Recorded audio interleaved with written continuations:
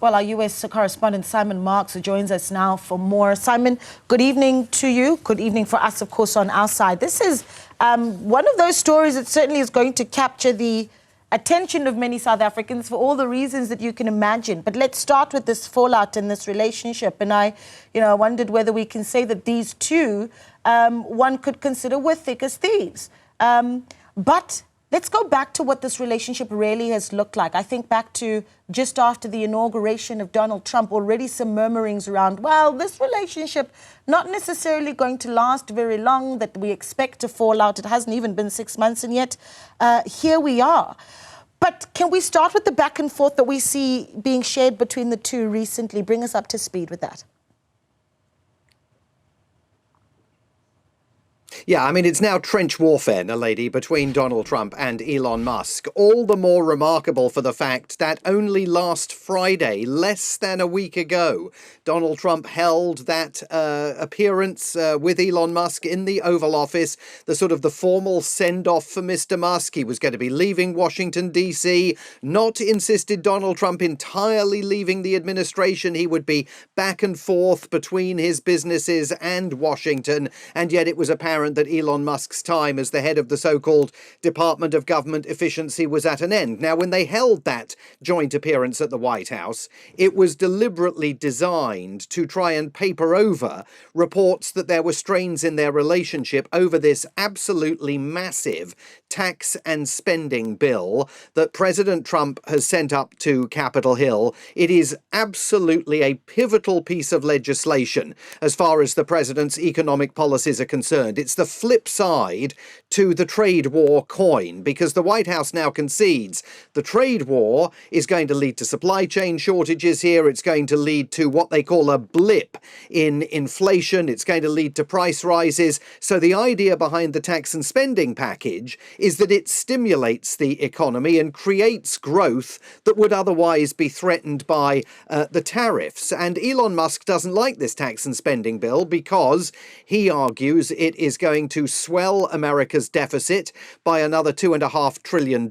He thinks the public spending in there is, as he's put it, a massive, disgusting abomination. He thinks it's going to undo all of the cuts in public spending that he oversaw when he was running the Department of Government Efficiency. And of course, he also doesn't like the fact that the legislation does away with the federal government's electric vehicle mandate, declaring as a priority for US government policy that we should be moving in this country towards electric vehicles. That's being done away with in this legislation. And of course, that's very bad news for Elon Musk's Tesla. So today, absolute trench warfare has erupted after Elon Musk spent most of Wednesday taking to his own social media platform X and excoriating the bill, excoriating Republicans for supporting President Trump by inference, suggesting that President Trump had kind of betrayed the core message of the Make America Great Again campaign. And today, Donald Trump, as you heard, hit back, describing his relationship with Mr. Musk in the past tense, and Mr. Musk back on his social media platform, continuing to take Donald Trump to task,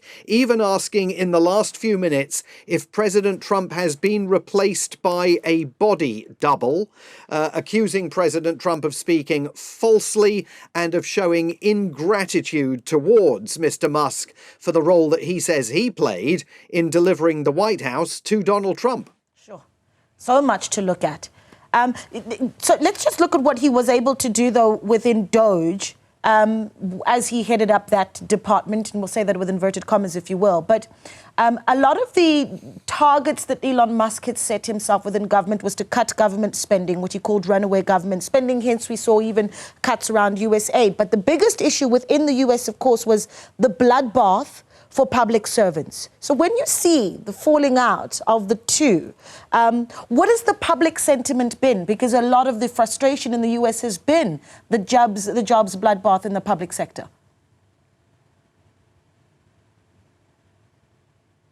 Yeah, absolutely. And look, I think we all thought months ago, even during the latter stages of the presidential election campaign, that eventually the bloom would go off the rose of this bromance. And who imagined, actually, that Elon Musk, for the early stages of the second Trump presidency, would, to all intents and purposes, become President Trump's de facto prime minister.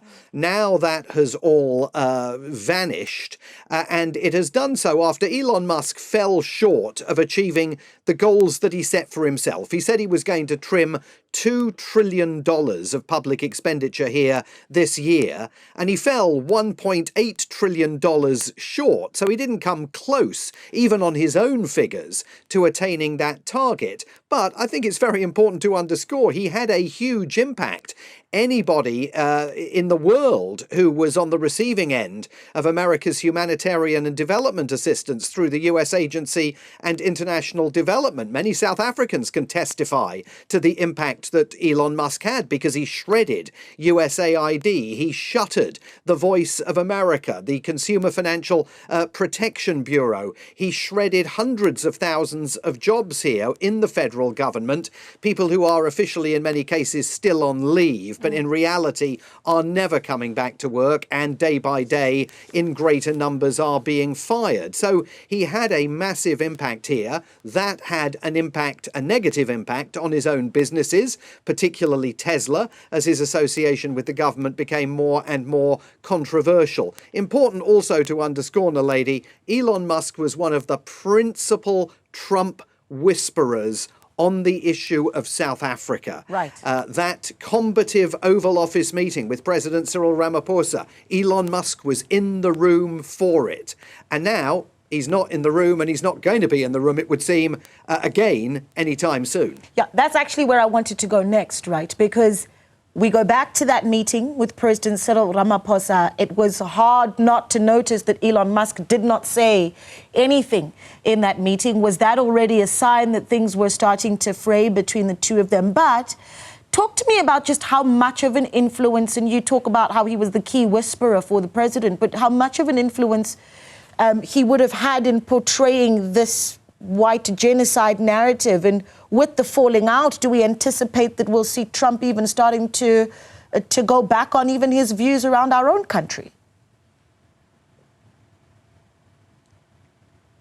Well, I think that's the really interesting question, isn't it? I mean, clearly, by his presence in the Oval Office that day, and by the time that meeting took place, we'd already been told that Elon Musk was exiting. He was going to go back to his businesses. He told Tesla shareholders that he was going to be returning to the day job. And in fact, the day before the meeting, reporters here were told that Elon Musk would not be in the Oval Office. And then, of course, he showed up.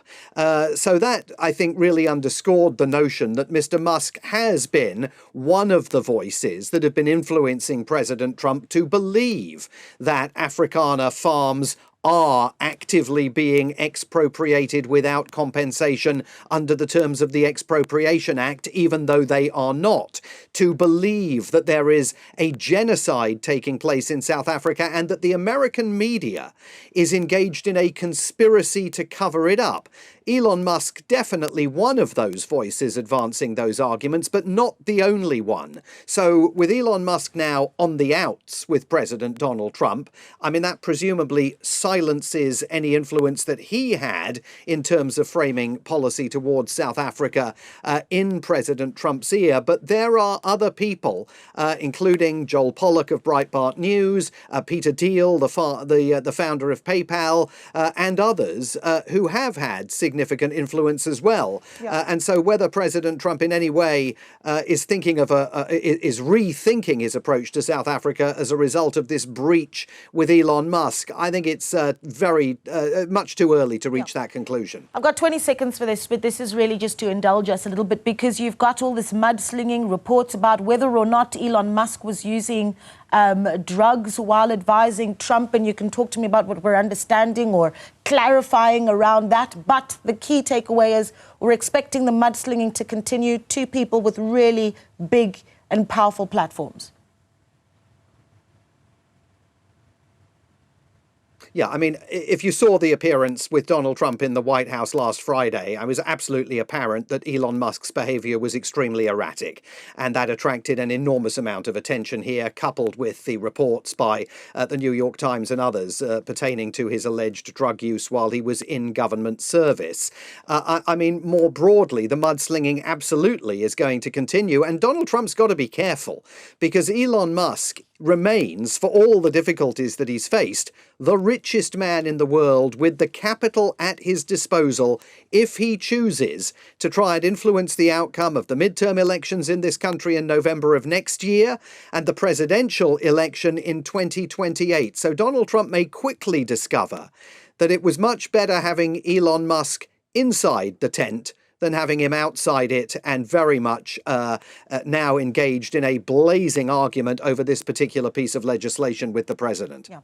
Immediately the saying, when two elephants go to war, comes to mind. Simon, thank you so much for your time. We do appreciate it. Simon Marks there, our correspondent, speaking to us in the US.